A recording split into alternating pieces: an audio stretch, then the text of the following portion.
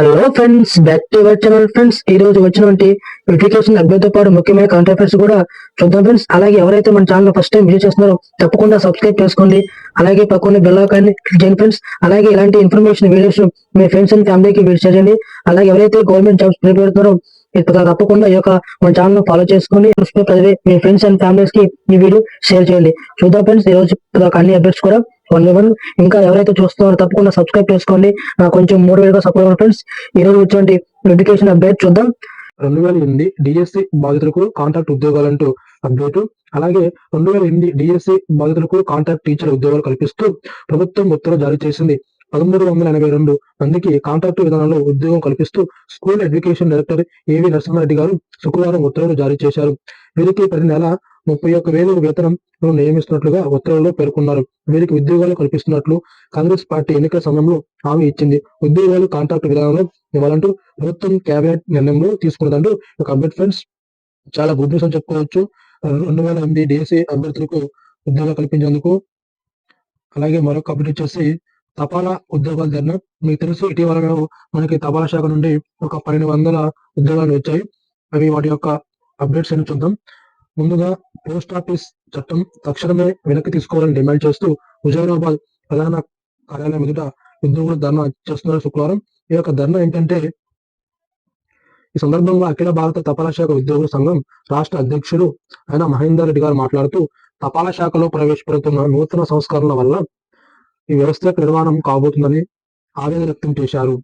Post office చట్ట ప్రకారం 2023 ప్రకారం తపాలా శాఖలో తీసుకుంటున్న నూతన సంస్కరణల ద్వారా ప్రవేశపెడుతున్న ఇంటిగ్రేటెడ్ డెలివరీ సెంటర్లు ద్వారా పోస్ట్ మ్యాన్ స్టాఫ్ తగ్గిపోతుందని, అలాగే ముకనైజ్డ్ డెలివరీ సిస్టమ్ అనేది ద్వారా, అంటే ఈ యొక్క పోస్ట్ మ్యాన్ యొక్క ఉద్యోగం అంటే ఎవరైతే 10th మార్క్స్ మెరిట్ ఆధారంగా ఈ యొక్క ఉద్యోగాలు ఎంపిక చేస్తారు ఫ్రెండ్స్.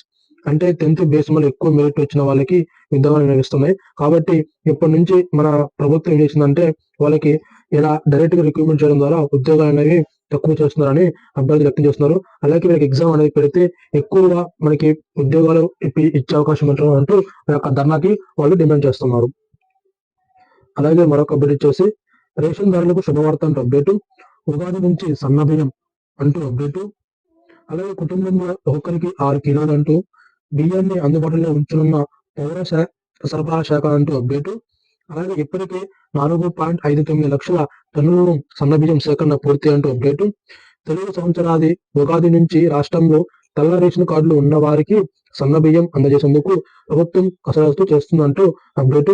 ఇప్పటికే 4.59 లక్షల మందికి ఈ యొక్క టన్నులు సిద్ధం చేశామంటూ ఈ యొక్క సమాచారం ఫ్రెండ్స్. ఎవరైతే కొత్త రేషన్ కార్డుకి అప్లై చేశారో వాళ్ళకి ఈ యొక్క ఉగాది నుంచి మనకు సన్నబియ్యం అనేది అందిస్తారు ఫ్రెండ్స్. కాబట్టి ఇంకా ఎవరైతే రేషన్ కార్డు దరఖాస్తు చేసుకోవాలో తప్పకుండా చేసుకోండి. యూఎస్సీ సభ్యులు భర్తీ నోటిఫికేషన్ అంటూ అప్డేట్. 24 తేదీన వరకు దరఖాస్తు స్వీకరణ. తెలంగాణ విద్యుత్ నియంత్రణ మండలి టీజీఆర్సీలో ఖాళీ ఉన్న మెంబర్ ఫైనాన్స్, మెంబర్ టెక్నికల్ పోస్టుల భర్తీకి ప్రభుత్వం శుక్రవారం నోటిఫికేషన్ జారీ చేసింది. ఆసక్తి గల వారు ఈ నెల 24 తమ దరఖాస్తులను ఇంధన శాఖ ముఖ్య కార్యదర్శి పేరుతో డాక్టర్ పిఆర్ అంబేద్కర్ తెలంగాణ సచివాలయం 2వ అంతస్తు రూమ్ నెంబర్ 16 హైదరాబాద్ 500004 చిరునామాకు పంపించాలని కోరింది ఫ్రెండ్స్.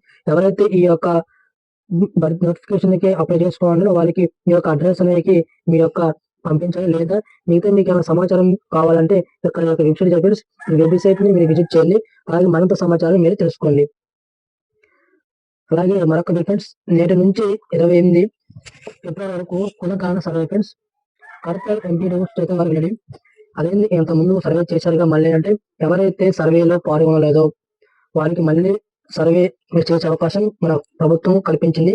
కాబట్టి ఎవరైతే ఇంకెవరు సర్వేతో పాల్గొనలేదో వాళ్ళు తప్పకుండా ఒక సర్వే అనేది వినియోగించుకోండి.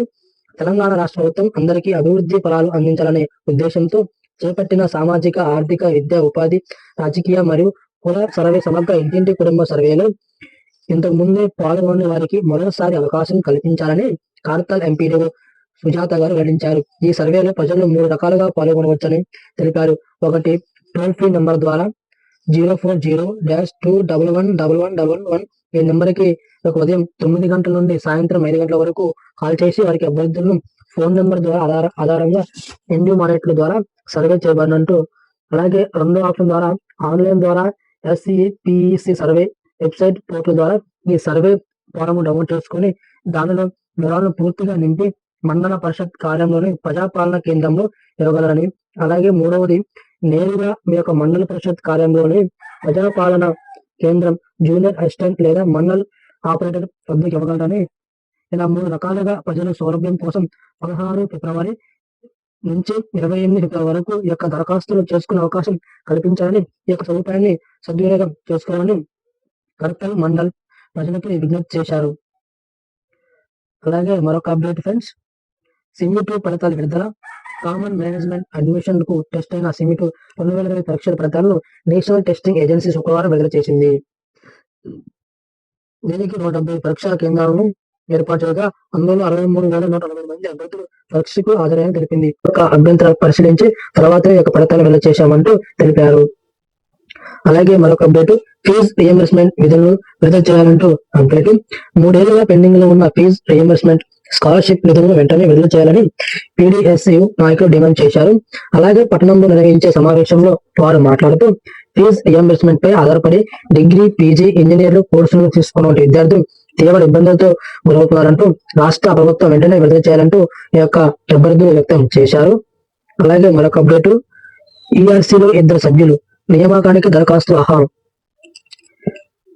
తెలంగాణ విద్యుత్ నియంత్రణ మండలి TGRC లో ఖాళీగా ఉన్న 2 సభ్యుల నియామకానికి దరఖాస్తు చేసుకోవాలంటూ ఫ్రెండ్స్, ఇది ఇంతకుముందు చెప్పిన అప్డేట్.